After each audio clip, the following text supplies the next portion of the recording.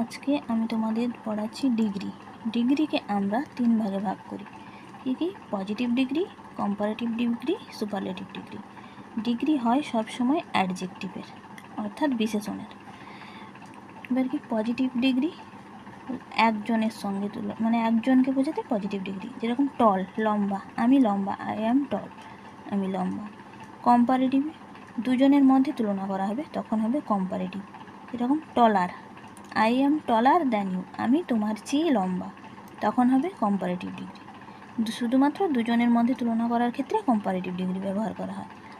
Superlative degree, superlative ব্যবহার করা হয় সবচেয়ে ভালো বোঝাতে, সবচেয়ে বেস্ট, মানে অনেকজনের মধ্যে তুলনা করে একজনই বেস্ট, এটাই বোঝাতে। তাহলে সুপারলেটিভে কি tallest, I am tallest, I am the tallest of all, আমি সবার